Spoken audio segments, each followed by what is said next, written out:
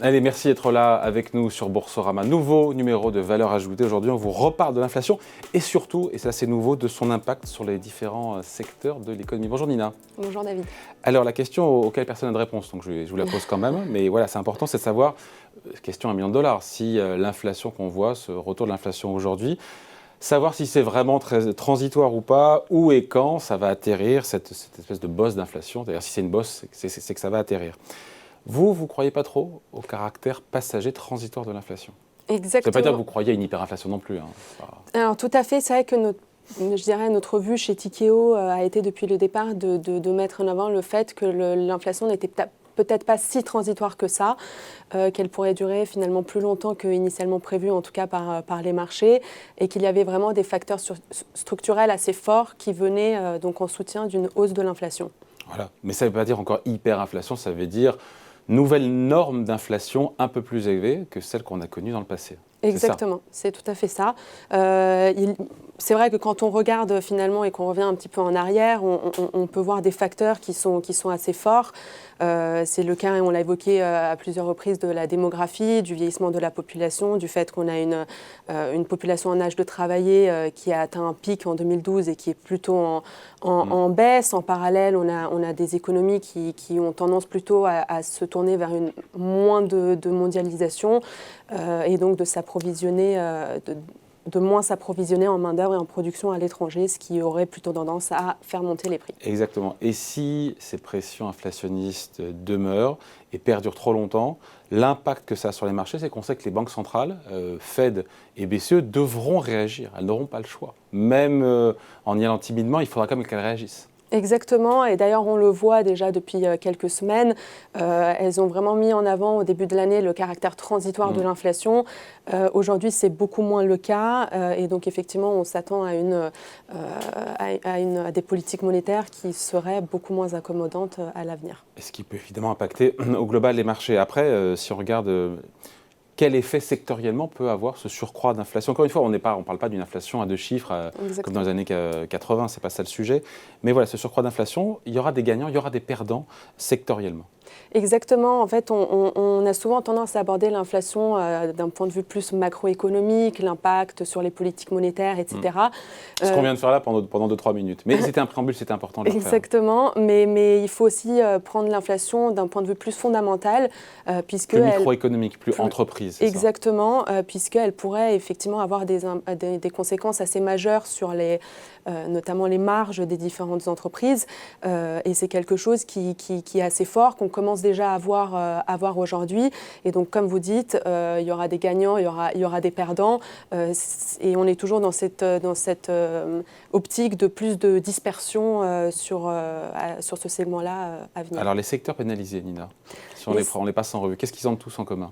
Alors c'est assez, je dirais, c'est assez difficile de dire voilà tel secteur sera le gagnant et tel autre le perdant, mais je dirais que d'un point de vue général, les secteurs qui sont très intensifs en termes de capital, donc qui ont une base d'actifs très forte, devraient avoir plus de mal à faire face à l'inflation pour une simple et bonne raison que ces entreprises-là vont devoir renouveler le capital donc à des prix plus élevés. Exactement.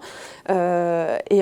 On parle de quoi entreprises intensives, secteurs intensifs en capital, donc avec beaucoup d'usines, de machines. Exactement. Ça peut être des industriels notamment dans l'industrie lourde, ça peut être dans les services publics, donc il y a différents types de secteurs et en contrepartie, donc les entreprises qui ont des retours sur capital employé beaucoup plus élevés, qui ont beaucoup moins une base d'actifs beaucoup plus faible, devraient tirer leur épingle du jeu. C'est notamment le cas des entreprises dans la tech. Ouais, alors si on reste sur les secteurs un peu, encore une fois, qui potentiellement peuvent être pénalisés, donc ceux qui sont intensifs en capital, qui doivent le renouveler régulièrement, les secteurs exposés aux matières premières, évidemment aussi, on y pense. Alors, les secteurs exposés aux matières premières, mais là aussi, si on garde juste cet aspect sectoriel, on pourrait dire que effectivement, ça pourrait être compliqué, mais pour autant, il y a des entreprises qui sont exposées aux matières premières.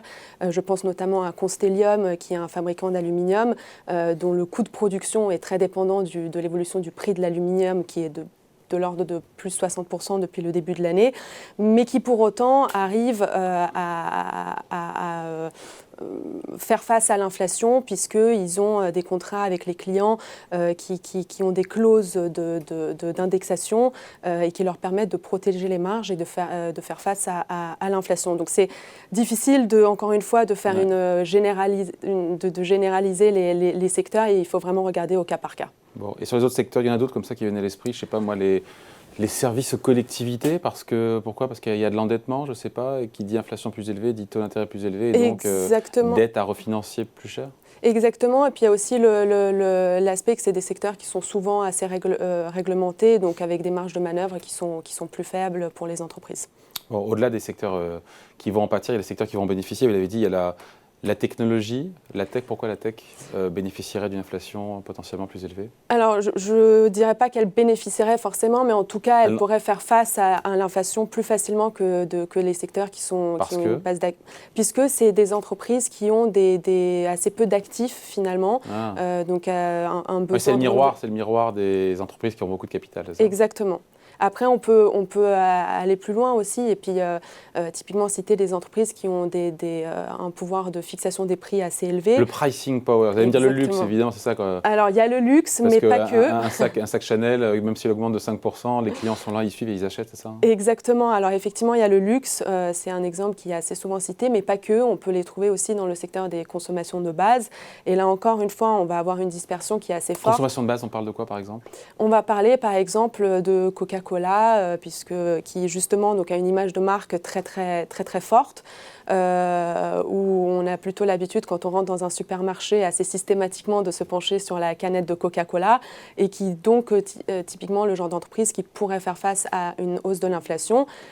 Et au contraire, toujours dans ce même secteur, des entreprises qui sont plus dans les produits d'hygiène, où la concurrence est beaucoup plus rude, où le pouvoir de fixation de prix est beaucoup plus faible, qui pourraient avoir un petit peu plus de difficultés à faire face à l'inflation. Ouais, on comprend, Nina, qu'au-delà de l'impact sectoriel, il faut regarder, c'est ce qu'on a fait indirectement, comment l'inflation impacte la structure de l'entreprise. Exactement. C'est quelque part, il y a le secteur, puis après, il faut fouiner, regarder ça, soulever le capot, entreprise par entreprise. Exactement. C'est vraiment une question de cas par cas. Il faut comprendre la structure des coûts d'une entreprise, sa capacité à faire transférer la hausse des prix au consommateur final.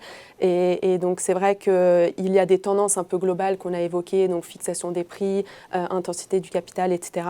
Mais ce n'est pas que ça. Et il faut vraiment rentrer, comme vous dites, ouvrir le capot et analyser les entreprises. Pour voir quoi, par exemple ? Voir si l'entreprise, si elle est bien gérée, si l'entreprise elle est bien gérée, si elle a des contrats qui sont de court terme ou très long terme, si c'est une entreprise qui a par exemple qui intègre toute sa chaîne de production, qui lui permettrait aussi de contourner la hausse des prix, notamment dans les matières premières.